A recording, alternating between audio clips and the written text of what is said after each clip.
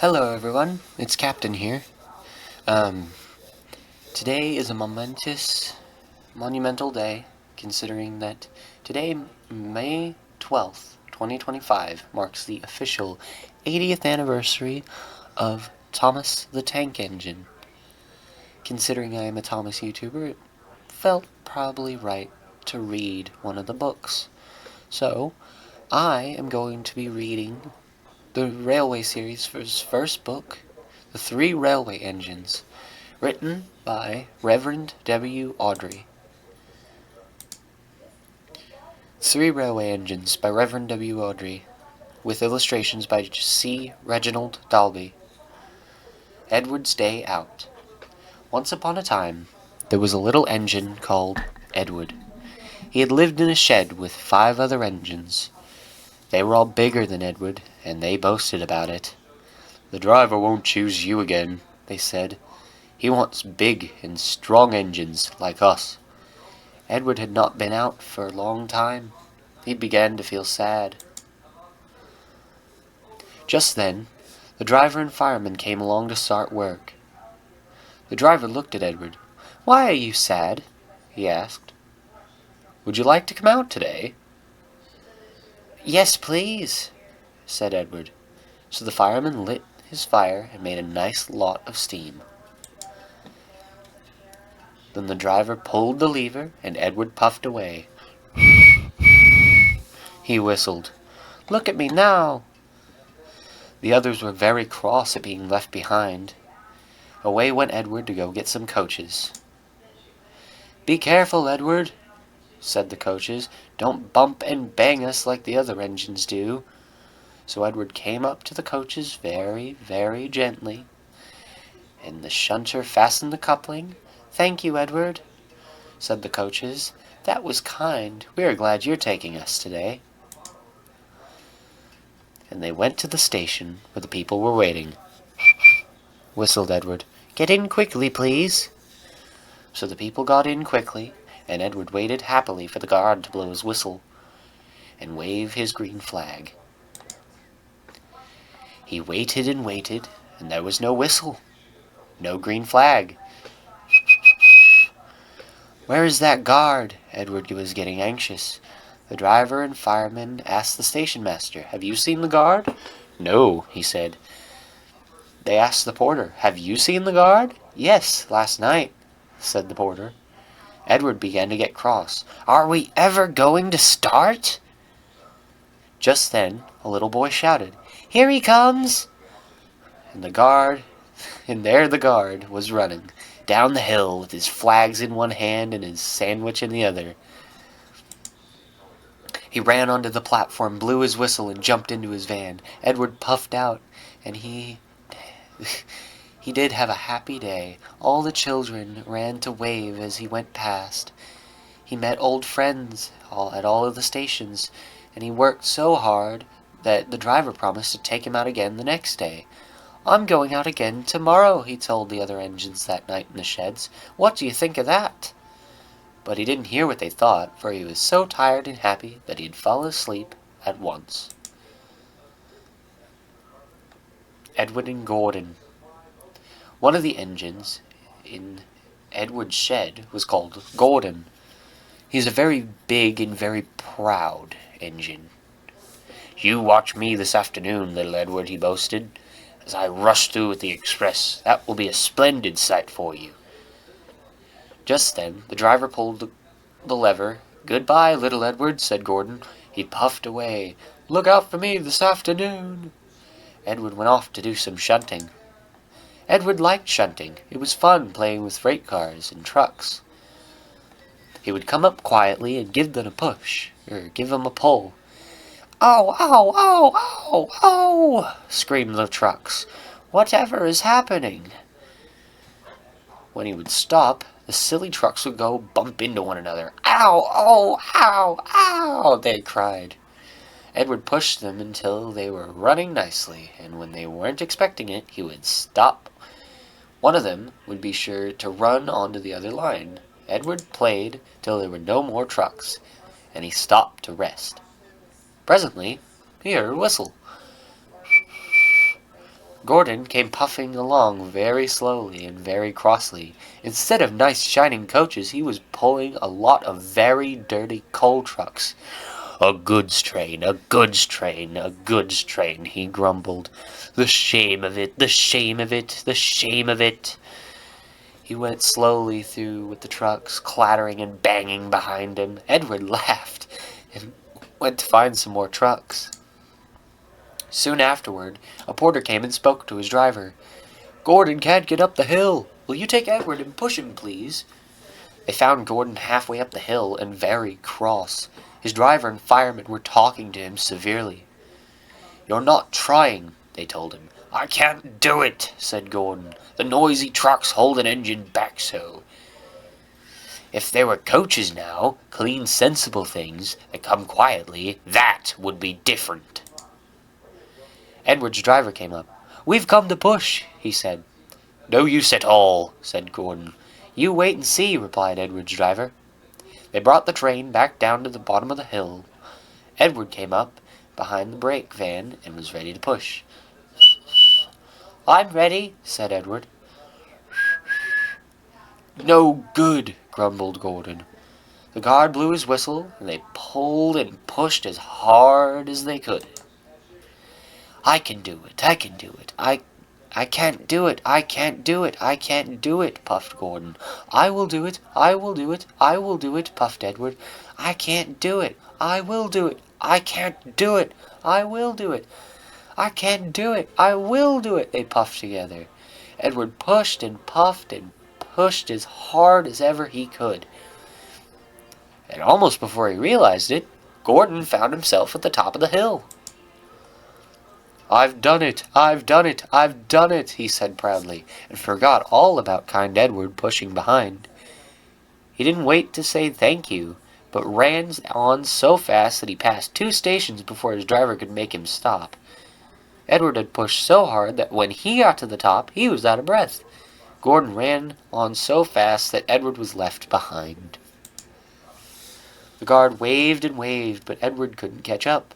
He ran on to the next station, and there the driver and fireman, they said they were very pleased with him.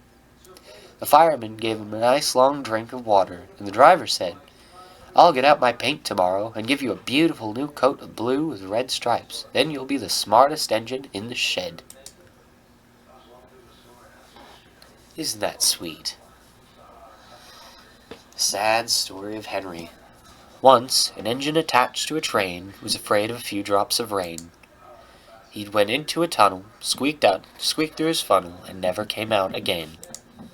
That engine's name was Henry. His driver and fireman argued with him, but he would not move. "The rain will spoil my lovely green paint and red stripes," he said. The guard blew his whistle until he had no more breath, and waved his flag until his arms ached, but Henry still stayed in the tunnel and blew steam at him. "I'm not going to spoil my lovely green paint and red stripes for you," he said rudely. The passengers came and argued too, but Henry wouldn't move. The fat director, who was on the train, told the guard to get a rope. "We will pull you out," he said, but Henry only blew steam at him and made him wet. They hooked a rope They hooked the rope on and all pulled except the fat director. "My doctor has forbidden me to pull," he said. They pulled and pulled and pulled and pulled, but still Henry stayed in the tunnel. Then they tried pushing from the other end. The fat director said, "1, 2, 3, push!" But it did not help. Well, he did not help. My doctor has forbidden me to push," he said. They pushed and pushed and pushed, but still Henry stayed in the tunnel. At last another train came with a guard. The guard waved his red flag and stopped it. The 2 engine drivers and the 2 firemen and 2 guards went and argued with Henry. "Look, it has stopped raining," they said. "Yes, but it will begin again soon, and what will become of my lovely green paint and red stripes then?" So they brought up another engine, and it pushed and puffed and puffed and pushed as hard as ever it could, but Henry still stayed in the tunnel. So they gave it up. They told Henry, "We shall leave you here for always and always and always." They took up the old rails and built a wall in front of him and cut a new tunnel. Now Henry can't get out, and he watches the trains rushing through the other tunnel. He is very sad because no one will ever see his lovely green paint and red stripes again. But I think he deserved it, don't you? And our final story, Edward, Gordon, and Henry. Edward and Gordon had often went through the tunnel where Henry was shut up. Edward would say, "Hello," and Gordon would say, "Serves you right." Poor Henry had no steam to answer. His fire had gone out. Soot and dirt from the tunnel roof had spoiled his lovely green paint and red stripes anyway. He was cold and unhappy and wanted to come out to pull trains again. Gordon always pulled the express. He was proud of being the only engine strong enough to do it. There were many heavy coaches full of important people, like the fat director, who had punished Henry. Gordon was seeing how fast he could go. "Hurry, hurry, hurry! Trickety-trock, trickety-trock, trickety-trock," sang the coaches. Gordon could see Henry's tunnel in the front. In a minute, he thought, "I'll poop at Henry," and rush through in and out the other tunnel and rush through and out into the open again. Closer and closer he came. He was almost there when whee! He was in a cloud of steam and going slower and slower and slower and slower. His driver stopped the train. "Oh, what has happened to me?" asked Gordon. "I feel so weak." "You burst your safety valve," said the driver. "You can't pull the train anymore." "Oh dear," said Gordon. We were going so nicely too. Look at Henry laughing at me." Gordon made a face at Henry and blew smoke at him. Everybody got out and came to see Gordon. "Humph," he said the fat director. "I never liked these big engines. Always going wrong. Send for another engine at once." While the guard went to find another one, they uncoupled Gordon and ran him onto a siding out of the way.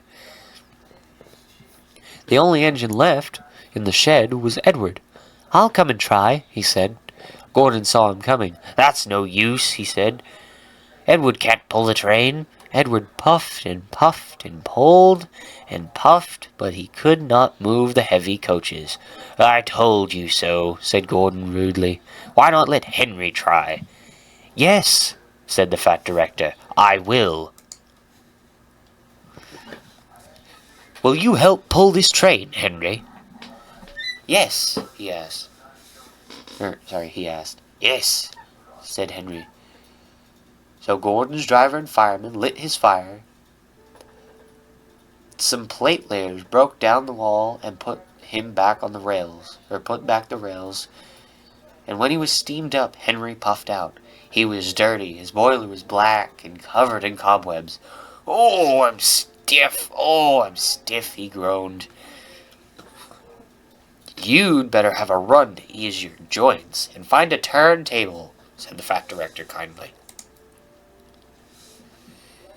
Henry came back feeling better. They had put him in front, said Edward. "I'm ready," said Henry. "So am I. Pull hard, pull hard, pull hard," puffed Edward. We will do it, we will do it, we will do it," puffed Henry. "Pull hard, we'll do it, pull hard, we'll do it, pull hard, we'll do it," they puffed together. The heavy coaches jerked and began to move, slowly at first, then faster and faster. "We've done it together, we've done it together, we've done it together," said Edward and Henry. "You've done it, hooray, you've done it, hooray, you've done it, hooray," sang the coaches. All the passengers were excited. The fat director leaned out of the window to wave at Edward and Henry, but the train was going so fast that he blew his hat off into a field where a goat ate it for tea. They never stopped until they got to the big station at the end of the line. The passengers all got out and said, "Thank you," and the fat director promised Henry a new coat of paint. "Would you like blue or red?"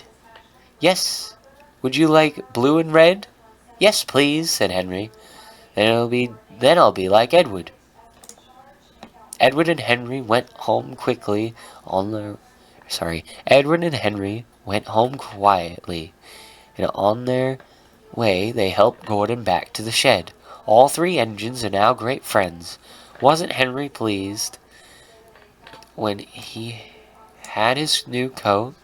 He's very proud of it, as all good engines are, but he doesn't mind the rain now, because he knows that the best way to keep his paint nice is to not run into tunnels, heck no, but to ask his driver to rub him down at the end of a day's work.